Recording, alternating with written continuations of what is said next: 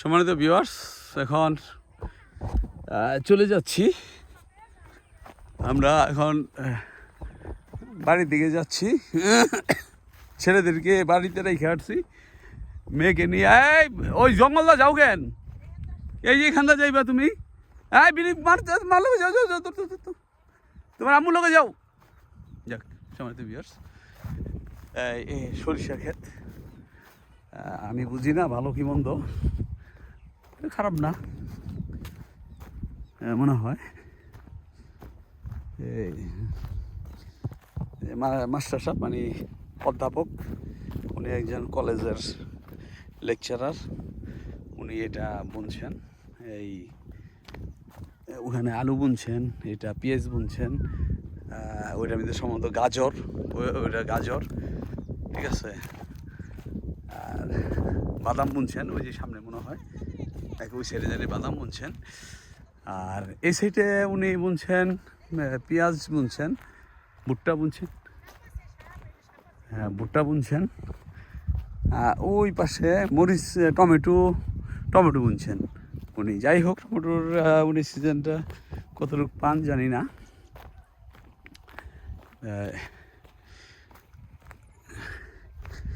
আসলে উনি তো ব্যবসায়িক দৃষ্টি না, একটু ভালো লাগা, কিছু করা, শান্তি লাগা।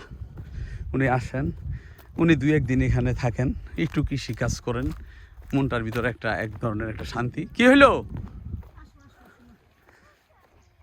ওই জুলি,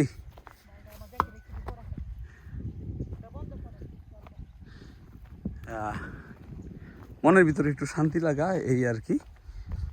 সেই লক্ষ্যে উনি এটা করছেন। এবার এখানে বেগুন গাছও বুনছেন, এইখানে ভুট্টা গাছ বুনছেন। ভুট্টা গাছগুলি এখানটা অনেকটা মারা গেছে, মানে ওই যে এখানটা ট্রাক্টরটা যায় আর কি, মাহিন্দ্রা ট্রাক্টরটা যায়, এই কারণে এই গাছগুলির উপরে অনেকগুলি গাছ নষ্ট হয়ে গেছে। বেগুন গাছও বুনছেন এখানে, যথেষ্ট সুন্দর বেগুন গাছ হয়েছে। মরিচ গাছ এখানে যথেষ্ট বুনছেন।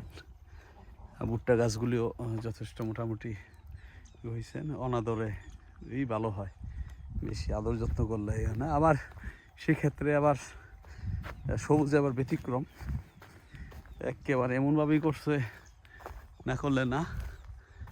এর হাইব্রিড ব্রয়লার মুরগি, এগুলি হলো ব্রয়লার মুরগি, গরুর জন্য এগুলি অত্যন্ত বিভিন্ন রকমের ভিটামিন পানি, মানে সেবার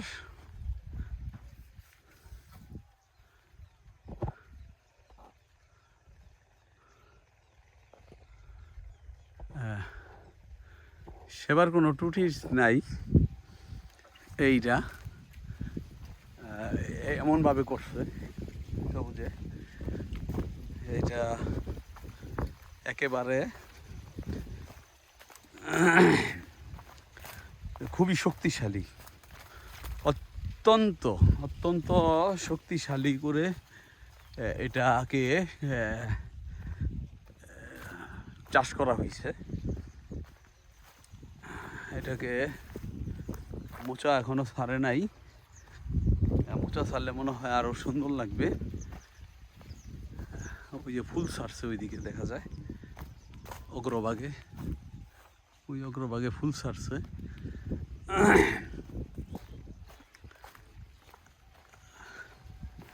এটা সাইলেজ করা হবে। সবুজের আব্বা বললেন, মামাই বললেন যে খুব শীঘ্রই নাকি, সম্ভবত আগামীকাল এটাকে কর্তন করা হবে, অর্থাৎ সাইলেজ তৈরি করা হবে। এখানেই করবে না এখান থেকে নিয়ে করবে, আসলে ঠিক আমি সঠিক জানি না। যেটা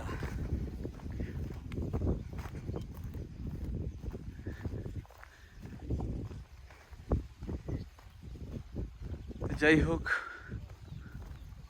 এই চতুর্পাশে গ্রাম্য পরিবেশ, গাছগাছালি, ওই আলু ক্ষেত, সরিষা ক্ষেত, আমার ছোটোবেলার খুবই প্রিয় একটা জায়গা এই ফসলের জমি। শুধু আমার না, যারা আমার ভিডিওটা দেখতেছেন তাদের সবার কাছে আমি জানি অনেকেরই এই সবুজ বৃক্ষ, ফসলের জমি মাঠ এগুলি অত্যন্ত প্রিয়। আমরা নিজেরাই নিজেদেরকে অনেকেই এই চরে পতিত আছে জমি, এই যে দেখতেছেন অনেক জমি এরকম পতিত আছে, কেউ নিজেও কিছু করবেন না, কাউকে করতেও দিবেন না।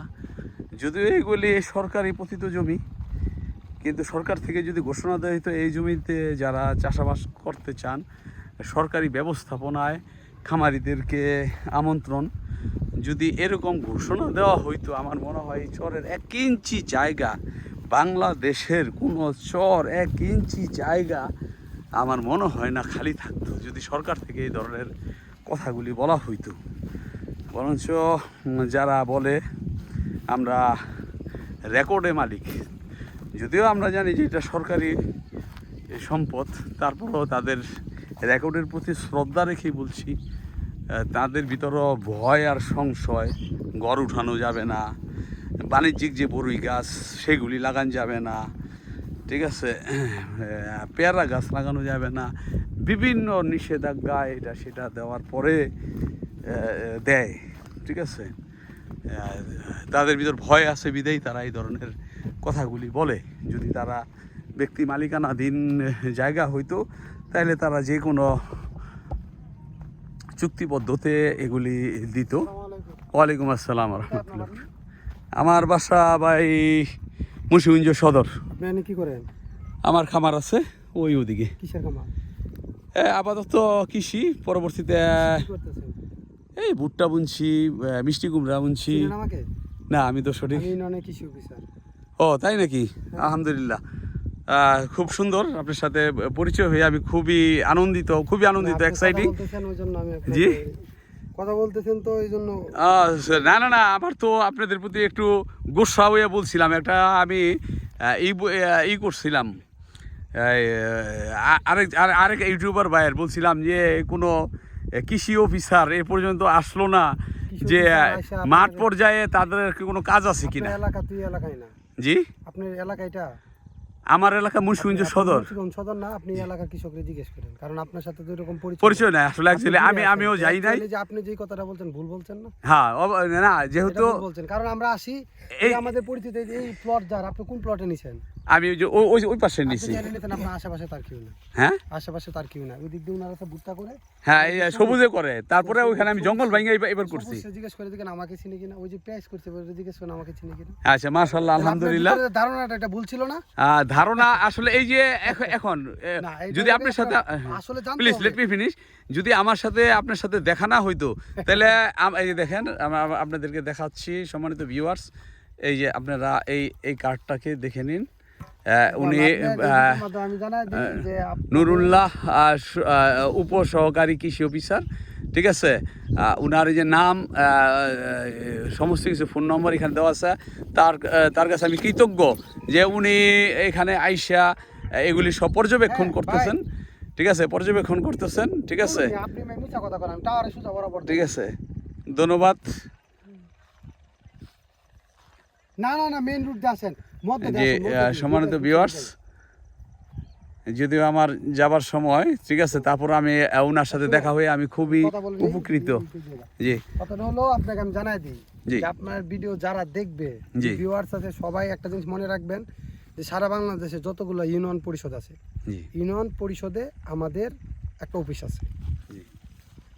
ওই অফিসে যায় আপনারা তথ্য নেবেন, অথবা ইউনিয়ন পরিষদের যে সচিব আছে না, ওনার কাছে যা জিজ্ঞেস করবেন যে আমার ইউনিয়নের উপসহকারী কৃষি কর্মকর্তারা কোথায়, অথবা ওনাদের নাম্বার ওইটা আছে। আপনারা সবাই ইউনিয়ন পরিষদ ভিজিট করবেন।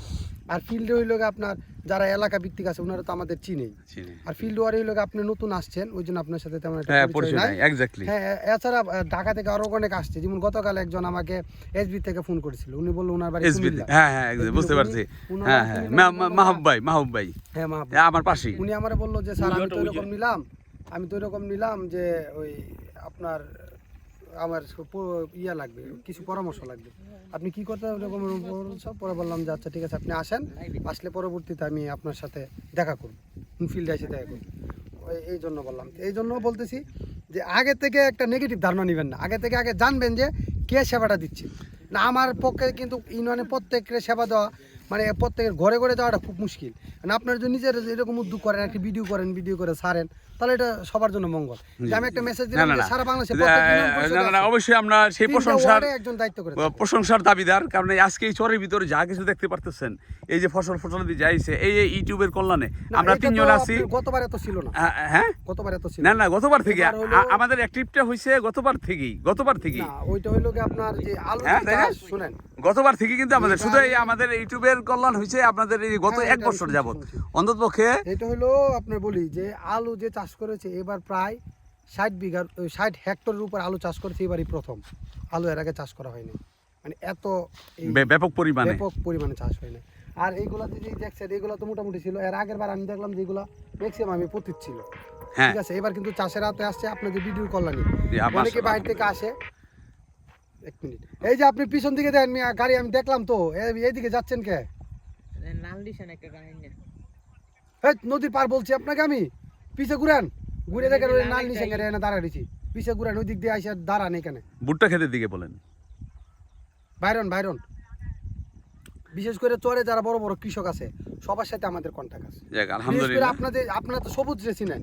জি জি, সবুজের মতো এত বড় কৃষক কিন্তু কি চরে আর নাই। হ্যাঁ ও সাইলেন্স করে কৃষি সম্পর্কে যে কোনো তথ্য জানতে চান ওরে বলবেন, আর আমার নাম্বার দেওয়া উপরে। হ্যাঁ এবার আমি এটা অবশ্যই আমি দেখাই দিছি সম্মানিত ভিউয়ার্সদের। এই বিশেষ করে চর ভাগ্যকুলে যাদের প্রয়োজন, ঠিক আছে, কৃষি বিষয়ে অবশ্যই আপনার নাম্বারে অবশ্যই যোগাযোগ করবেন ইনশাআল্লাহ। আর একটা জিনিস মনে যাই আমরা এখানে ভিডিওটা সংক্ষিপ্ত করছি। আসসালামু আলাইকুম।